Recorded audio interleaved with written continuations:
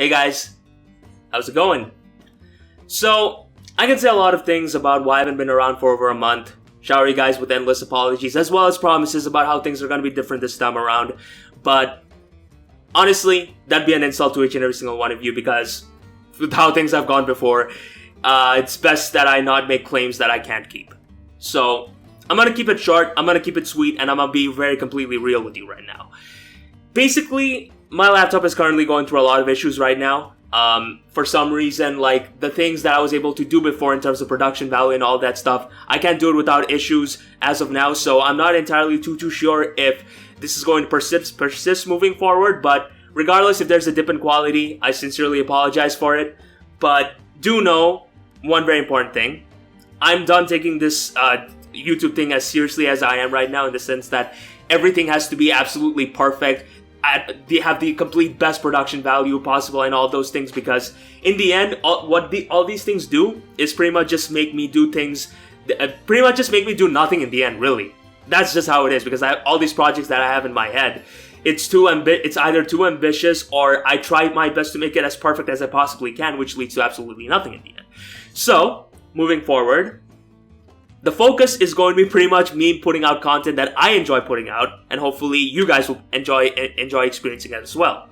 But regardless of that, understand that I do very much have a vision, and I'm going to do my damn best to make it all a reality. So with that in mind, enough of me rambling on, sit back, relax, and enjoy the video. What's going on, ladies and gentlemen? My name is Steve Gunner, bringing you guys the draft analysis for the newest league that we, the Bullet Punch Club, are going to be competing in, and that, my friends, is the Eon World Trophy, shortly known as the EWT. That's right, folks. With Pokemon Home, yes, with Pokemon Home being released, there are a lot of new Pokemon were made available, and that pretty much is why I decided to compete in another league shortly before the next season of the World Battle Entertainment. That is assuming I'm going to be a part of that. But yeah, I was invited to this league by my good friend known as Automatic. It's a huge honor in itself, and hopefully I'll be able to give you guys some really nice content from it, as well as some really nice battles. That's right, folks, team builders, promos, here and there, of course. No guarantee on when they're going to be here, but they will be here, that's for sure. As well as entertaining battles, hopefully, are going to be a part of what happens. And yeah, as of me making this video, do understand that already five of my matches have already happened. I've already recorded most of them. But with how my PC has been unfortunately acting lately, some of them have ended up being really botched, so I will have to take some measures to kind of fix it. But regardless, these next couple of days are going to be pretty much just me catching up on all the uploads that I should have made a long time back. So yeah, that's pretty much all I got to say about it. And yeah, hopefully you all will find enjoyment out of it. But in either case, luckily enough, we, for the first time ever, that is, I'm actually not kidding around on this one, were able to secure the very first spot in regards to what we can draft. And honestly, that was absolutely phenomenal because going into this, there was this one Pokemon that I wanted to try out no matter what, which in my opinion is quite literally one of the absolute best Pokemon in the current metagame that we have. And especially with how unbalanced the speed tiers are, chances are I can be very much lenient in terms of what I want to run on it in regards to its spread, in regards to its EVs, in its nature, and all of those things. So yeah, with that in mind, our first pick is none other than Zeraora. That's right, folks. Zeraora is, in my opinion, one of the absolute best Pokemon out there right now because, again, with how unbalanced the speed tiers are in Sword and Shield, the base speed that it has is ridiculously good. And because of that, I can pretty much run whatever set I want in regards to the natures, EVs, and all of those things that make it as bulky as it possibly can be, or hit as hard as it possibly can. And combined that with the fact that it has a really good stab in Plasma Fist, as well as a very good coverage options, there are very few switch-ins to this. There are very few things that can switch into this thing properly well, which, in my opinion, makes this quite possibly the best revenge killer of Sword and Shield. So yeah, I'm very much happy to be able to attain this, and I expect this thing to put in a lot of work. Now, with us securing our number one spot, obviously the con for that is that I have to wait for an entire cycle before it comes back to me. But luckily enough, that also means that I'll be able to secure a wheel pick. Now basically a wheel pick ensures that I'm going to be able to take two Pokemon at once whenever it comes back to me. So in that regard, my next two picks are what I thought to be Pokemon that I definitely wouldn't have gotten in any other league, but I guess it was my luck this time around, and they are none other than Kyurem and Togekiss.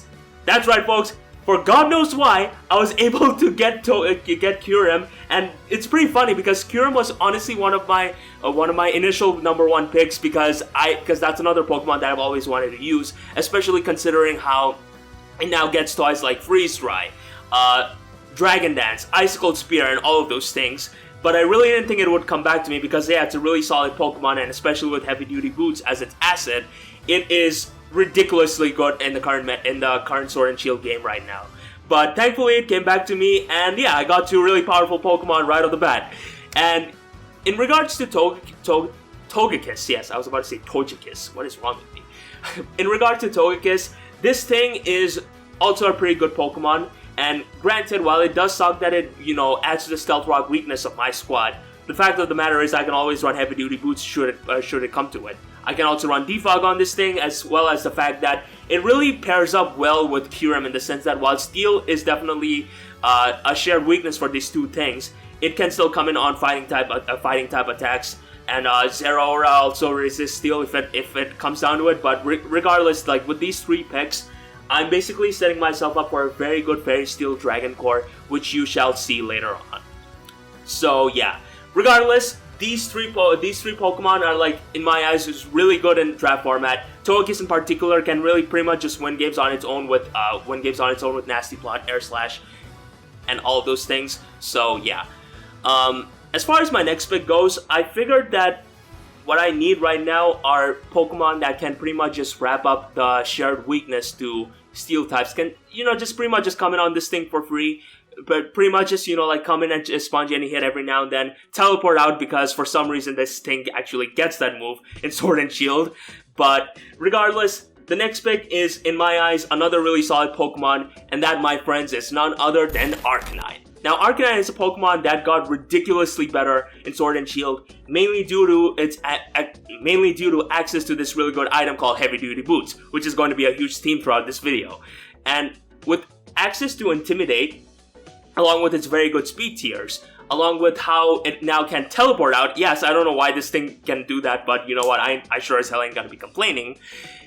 This thing is very much good at taking hits here and there, statusing things with Will-O-Wisp, Toxic, as well as, crippling down special attackers with Snarl, and pretty much just being this unbreakable wall, because if there's anything that I could take away from my match with Envy, yeah, this thing is really hard to take down, and hopefully in the hands of a capable trainer, hopefully, I will most certainly be able to make it happen. Then I can also run an offensive set if I so wish it. So really, the diversity is pretty much makes this thing a very reliable asset in my honest opinion. But yeah, following up, I wanted a Pokemon that can, wrap up my weakness to rock types, because in case you guys haven't noticed, Stone Edge is pretty spammable against me right now. And initially, I kind of wanted this Pokemon called Bronzong, but unfortunately, my good friend Frosted ended up taking it in the end. So, with that in mind, I searched far and wide for a Steel type, and in the end, I figured that the best possible alternative would have to be none other than Steelix. Now, Steelix is a Pokemon that I go way back with in the sense that I actually used its Mega Form in one of the seasons of the NPL Minors, and while it didn't necessarily do as well as I'd like it to, it still was a pretty reliable asset to my squad, and as of now, Steelix is still another Pokemon that I would say got much better in Sword and Shield, because when you combine its ridiculously good defense stat, along with this move called Body Press, yeah, this thing knows how to hit really hard.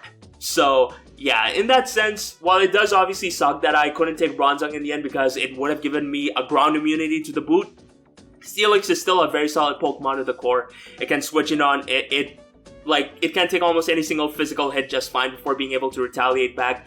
And with the new toy that it has in Body Press, as well as some other new things that I'll be leaving for the future uploads that you're going to be seeing, trust me when I tell you, I have absolutely no regrets in drafting this thing. But yeah, with these Pokemon being drafted, I wasn't exactly sure what I wanted to take next, but when my turn came, I figured that the best Pokemon that I need right now would have to be another rock type switch in, because I'm not playing around with, like, massive shared weaknesses, as well as a way of, like, adding to my immunities, or rather resistances, to ground type Pokemon in general. So with that in mind, I decided to look towards two of my favorite Pokemon from Sun and Moon, which, by the way, has the best story in Pokemon games after Black and White. I'll fight you if you think otherwise. And that, my friends, was none other than Passimian and Decidueye. I don't know why I'm even doing these two things. They're not gonna even be up here anyways. But yeah, these two Pokemon in general are very reliable assets in my honest opinion, because Passimian has been a constant MVP in my recent WBE season. Being able to U-turn out, being able to hit pretty hard with close combat, gunk shot, knockoff, you name it, as well as being able to take hits deceptively well, because don't sleep on its HP stat as well as its defense stat. And through my experience, I was able to learn a decent number of things in regards to, the flaws in the ways I've actually ended up using it. So this time around, hopefully it is going to be a completely different case. And I'm going to be able to bring out its absolute best potential, because now it actually has much more tools with Pokemon Home being out. So Passimian is an absolute monster, and I very much look forward to using it. And as far as Decidueye goes, it's another Pokemon that I go way back with, because in case you guys don't know, this Pokemon was a part of the squad where I was able to finally win my first ever championship with. In fact, I actually brought it to the finals, and it would have won if my other partner Pokemon, which was Infernape, wasn't able to get the job done.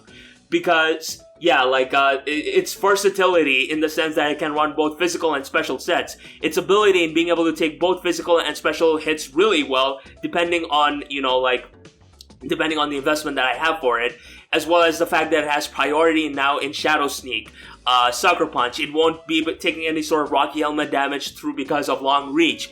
And other options like U-turning, baton passing, which regrettably I cannot use and I cannot pass stats with, because otherwise I would be running SD, baton pass, and all of those things. This thing is diverse to the core. It gives me another defogger and another form of hazard remover to coincide with my Togekiss, which definitely is something that I can appreciate and exploit to the fullest. So I'm very much excited to use these two Pokemon again, and hopefully I'm going to be able to make some really nice magic with these two things. But from here, there are a few things that I was able to realize from my current positioning. And while I was definitely happy with what I was drafting, I figure I've realized two massive weaknesses. Weakness 1, I only have one Stealth Rocker. And if there's something that I've learned from my past through all the leagues that I compete in, having only one Stealth Rocker is an almost guaranteed career suicide move, because you are not going to be able to use all your Pokemon to the fullest, and you need to prioritize ensuring that a Pokemon of yours isn't forced to one said world specifically. That's something that happened to me in the very first season that I competed in the GPC, because my only Stealth Rocker was my Clefable, and by extension my Rhyperior, but Rhyperior wasn't a Pokemon that I could bring in every single match. And because of that, in terms of what set I could run on my Clefable, it was mostly always Stealth Rock, Soft Ball, and all that bullshit. So in that sense, I figured that I definitely need another Stealth Rocker right now, and you know what? Another hazard remover too while I'm at it. So, with that in mind, my next Pokemon is none other than my Colossal. That's right, folks. Colossal is a Pokemon that I originally planned on drafting in the last season of the World Battle Entertainment, but unfortunately, my good friend Cybertron Zeng actually ended up taking it in the end. And this thing, in general, is something that, while atrocious as a design, like seriously, what the fuck is that? A platypus or something? Is this supposed to be a rock platypus with stuff from Golem, or I don't know, guys. It really makes no sense in the end. It's definitely a Pokemon that I was really disappointed with when I saw its last form. I thought it would look like a Death Rider motorcycle or like an actual train, but really it just looked really disappointing in the end. But regardless, anyways, basically this Pokemon is something that I very much think has a lot of potential, in the sense that this thing has Flame Body, first of all, so I can rely on burns if I want to. Second of all, it can set up Stealth Rocks. Third of all, it can actually set up Spikes. And fourth of all, I forgot how to count with my fingers. It can actually Rapid Spin as well. And when you combine that with the fact that my last pick was my Decidueye, I can ensure that if I set up hazards, they can very well stay. That is assuming my opponent's only way of hazard removal would have to be through rapid spin. So yeah, in that sense, I have 2 defoggers and now 1 rapid spinner, which is obviously very good news for me, as well as, the option towards being able to set up spikes if I so want to, creating a hazard stacking strategy, which would definitely work out in my favor, should push come to shove. So yeah, that's pretty much all there is to it regarding this thing. And for the next Pokemon, this was pretty much something that can be considered as a panic pick. But at the same time, I think it can definitely, put in a good amount of work if I'm able to use it properly. And that, my friends, is none other than Pyukumuku. That's right, folks. One of Gator's signature Pokemon that he's been using exceptionally well throughout the World Battle Entertainment, or has it been the APA? I honestly cannot remember for the life of me. But this thing definitely has its merits in the sense that, first of all, it has access to Unaware. And with access to Unaware, there is a guarantee to the possibility that I won't necessarily be getting swept anytime soon by, set up physical attackers or special attackers. And granted, you could definitely say that, well, if he just ends up going for a taunt, you're pretty much a dead man walking. However, there is still one thing that can be said, and that's the fact that it will consume a move slot.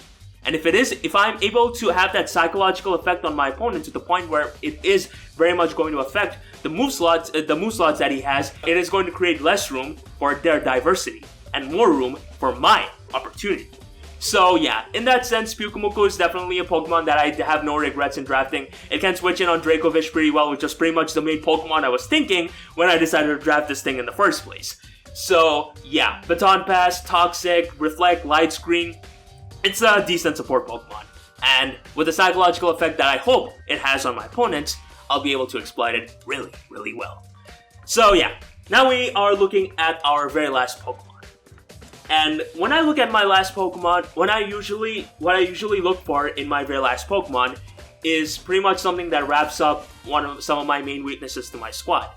Now, originally, I wanted to take Skuntank, but regrettably, it ended up getting drafted a long time back, which is really, really bad, not gonna lie. So here I am, with the current situation of not having a proper Dark type.